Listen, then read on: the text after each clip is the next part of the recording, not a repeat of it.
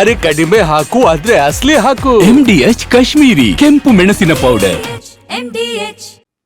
ಇದೆಲ್ಲದರ ಜೊತೆಗೆ ಈ ಟೋಯಿಂಗ್ ಬೆಂಗಳೂರಿನಲ್ಲಿ ಬಹಳ ಜನಾಕ್ರೋಶಕ್ಕೆ ಕಾರಣ ಆಗಿದ್ದ, ರಾಷ್ಟ್ರ ಮಟ್ಟದಲ್ಲಿ ಸದ್ದು ಮಾಡಿದ್ದ ಟೋಯಿಂಗ್ ಮತ್ತೆ ಆರಂಭ ಆಗ್ತಾ ಇದೆ.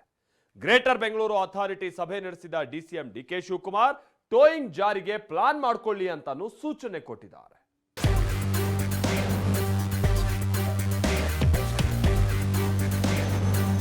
ನೋ ಪಾರ್ಕಿಂಗ್ ಏರಿಯಾ ಅಂತೇಳಿ ಪೊಲೀಸರು ಫಿಕ್ಸ್ ಮಾಡ್ತಾರೆ.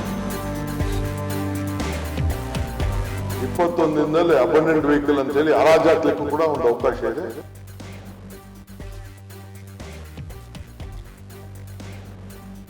ಬೆಂಗಳೂರಿನಲ್ಲಿ ಮತ್ತೆ ವೆಹಿಕಲ್ ಟೋಯಿಂಗ್ ಆರಂಭ. ನೋ ಪಾರ್ಕಿಂಗ್ ನಲ್ಲಿ ವಾಹನ ನಿಲ್ಲಿಸಿದ್ರೆ ಟೋಯಿಂಗ್, ಎಲ್ಲೆಂದರಲ್ಲಿ ವಾಹನ ನಿಲ್ಲಿಸಿದ್ರೆ ಹುಷಾರ್. ನೋ ಪಾರ್ಕಿಂಗ್ ನಲ್ಲಿ ಗಾಡಿ ಪಾರ್ಕ್ ಮಾಡಿದ್ರೆ ಇನ್ಮುಂದೆ ನಿಮ್ಮ ವಾಹನ ಇದ್ದ ಜಾಗದಲ್ಲಿ ಇರಲ್ಲ. ಯಾಕಂದ್ರೆ ಬೆಂಗಳೂರಿನಲ್ಲಿ ಶೀಘ್ರದಲ್ಲೇ ಟೋಯಿಂಗ್ ಪುನರಾರಂಭವಾಗುವ ಬಗ್ಗೆ DCM DK ಸುಳಿವು ನೀಡಿದ್ದಾರೆ. ಇವತ್ತು ಗ್ರೇಟರ್ ಬೆಂಗಳೂರು ಅಥಾರಿಟಿ ಸಭೆ ನಡೆಸಿದ ಬೆಂಗಳೂರು ಅಭಿವೃದ್ಧಿ ಸಚಿವರು ಆಗಿರುವ DCM DK ಹಲವು ನಿರ್ಧಾರಗಳನ್ನ ಕೈಗೊಂಡಿದ್ದಾರೆ. ಈ ಸಭೆಯಲ್ಲಿ ವಾಹನ ಟೋಯಿಂಗ್ಗೆ ನಿರ್ಧರಿಸಲಾಗಿದೆ. ನೋ ಪಾರ್ಕಿಂಗ್ ಏರಿಯಾಗಳನ್ನ ಫಿಕ್ಸ್ ಮಾಡಿ ಅಂಥ ಕಡೆ ವಾಹನ ನಿಲ್ಲಿಸಿದ್ರೆ ಟೋಯಿಂಗ್ ಮಾಡೋದಾಗಿ DCM DK ಹೇಳಿದ್ದಾರೆ. ಕೆಲವು ಏರಿಯಾಗಳನ್ನ ಫಿಕ್ಸ್ ಮಾಡ್ತಾರೆ, ನೋ ಪಾರ್ಕಿಂಗ್ ಏರಿಯಾ ಅಂತೇಳಿ ಪೊಲೀಸರು ಫಿಕ್ಸ್ ಮಾಡ್ತಾರೆ. ಆ ನೋ ಪಾರ್ಕಿಂಗ್ ಏರಿಯಲ್ಲಿ ಯಾರನ್ನು ಟ್ರಾಫಿಕ್ನ ವೆಹಿಕಲ್ಗಳ ಅನುಕೂಲ ಆಗಲಿ ಅಂತೇಳಿ ಅದನ್ನು ಕೂಡ ಟೋ ಮಾಡ್ಕೊಂಡು ಎತ್ಕೊಂಡೋಗಿ ಬಿಸಾಕ್ತಾರೆ. ಅವರು ನೋಟಿಫೈ ಮಾಡ್ತಾರೆ. ಅದಕ್ಕೆ ಕೂಡ ಪ್ಲಾನ್ ಆಫ್ ಆಕ್ಷನ್ ನೀವು ರೆಡಿ ಮಾಡ್ಕೊಳ್ಳಿ ಅಂತ ಹೇಳಿದ್ದೇನೆ. ನೋ ಪಾರ್ಕಿಂಗ್ ಜಾಗದಲ್ಲಿ ವಾಹನಗಳು ನಿಲ್ತಿವೆ, ಇದರಿಂದ ಟ್ರಾಫಿಕ್ ಸಮಸ್ಯೆ ಉಂಟಾಗ್ತಿದೆ. ಹೀಗಾಗಿ ಮತ್ತೆ ಟೋಯಿಂಗ್ ಕಾರ್ಯಾಚರಣೆಗೆ ಪ್ಲಾನ್ ಮಾಡಿಕೊಳ್ಳುವಂತೆ DCM DK ಸೂಚಿಸಿದ್ದಾರೆ. ಹಲವು ದಿನ ರಸ್ತೆಯಲ್ಲಿ ವಾಹನ ನಿಲ್ಲಿಸಿದ್ರೆ 21 ದಿನದಲ್ಲಿ ಹರಾಜು. ಟೋಯಿಂಗ್ ಅಷ್ಟೇ ಅಲ್ಲ, ಬೆಂಗಳೂರಿನ ರಸ್ತೆಗಳಲ್ಲಿ ಹಲವು ದಿನಗಳಿಂದ ನಿಂತಿರುವ ವಾಹನಗಳ ವಿಲೇವಾರಿಗೂ ಸೂಚಿಸಿದ್ದಾರೆ. ಅಂಥ ವಾಹನಗಳನ್ನ 21 ದಿನದಲ್ಲಿ ಹರಾಜು ಹಾಕಲು ಪ್ಲಾನ್ ಮಾಡಲಾಗಿದೆ. ರೋಡ್ಗಳಲ್ಲೆಲ್ಲ ವೆಹಿಕಲ್ ನಿಲ್ಲಿಸ್ಬಿಟ್ಟು ಸುಮ್ಮನೆ ಹೋಗ್ತಾ ಇದ್ದಾರೆ, ಹಳೆ ವೆಹಿಕಲ್ಗಳೆಲ್ಲ ನಿಲ್ಲಿಸಿದ್ದಾರೆ. ನಾನು ನಮ್ಮ ಇವ್ರಿಗೆ ಅನುಚ್ಛೇದ್ಗೆ ಪೊಲೀಸ್ ಇವ್ರಿಗೆ ಜಾಯಿಂಟ್ ಕಮಿಷನರ್ಗೆ ಹೇಳಿದ್ದೇನೆ, ಎಲ್ಲ ವೆಹಿಕಲ್ನ ಶಿಫ್ಟ್ ಮಾಡಕ್ಕೆ ಅವ್ರಿಗೊಂದು ರೆವಿನ್ಯೂ ಇಲಾಖೆಯಿಂದ ಎಲ್ಲರೂ ಒಂದು 100 ಎಕರೆ ಜಾಗನ ಒದಗಿಸ್ಕೊಟ್ಬಿಟ್ಟು ಎಲ್ಲ ಎತ್ಕೊಂಡೋಗಲ್ಲಿ ಹಾಕ್ತಿವಿ, ಡಂಪ್ ಮಾಡ್ತೀವಿ. 21 ದಿನದಲ್ಲಿ ಅಬಂಡೆಂಟ್ ವೆಹಿಕಲ್ ಅಂತೇಳಿ ಹರಾಜು ಹಾಕ್ಲಿಕ್ಕೂ ಕೂಡ ಒಂದು ಅವಕಾಶ ಇದೆ. ಆ ಪ್ರೋಸೆಸ್ ಕೂಡ ನಾವು ಮಾಡ್ತೇವೆ.